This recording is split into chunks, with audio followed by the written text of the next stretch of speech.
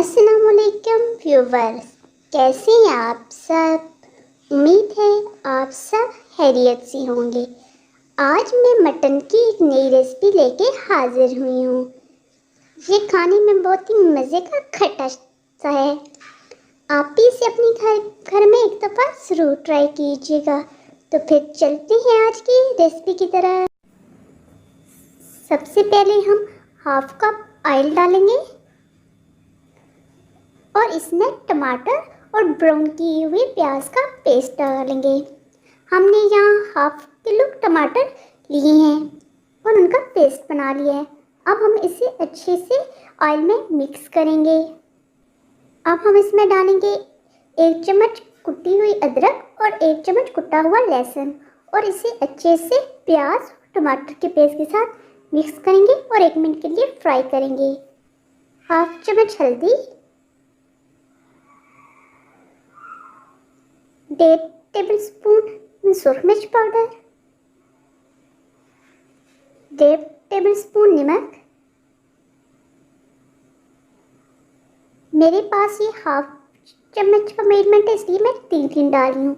1 चम्मच धनिया पाउडर और इन तमाम चीज़ों को हम अच्छे से मिक्स करेंगे और इसका मसाला बनाएंगे।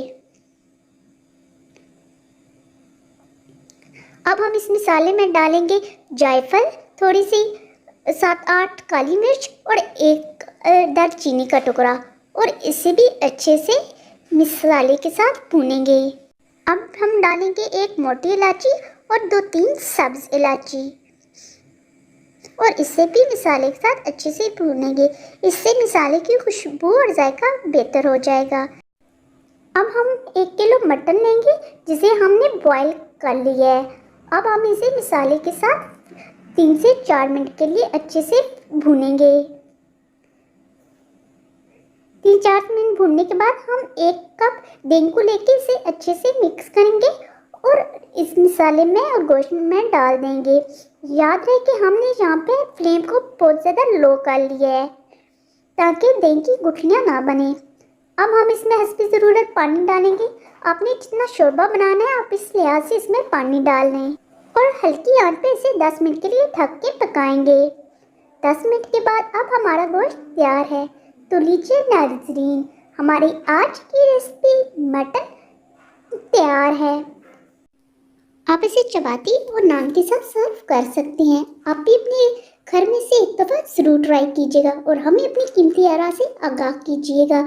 अगर आपको हमारी आज की रेसिपी अच्छी लगी तो इसे अपने फ्रेंड्स और फैमिली मेम्बर्स के साथ शेयर करें और हमारे चैनल को सब्सक्राइब करें। तो मिलते हैं फिर किसी नेक्स्ट वीडियो में एक नई रेसिपी के साथ। तब तक के लिए अल्लाह हाफिज़।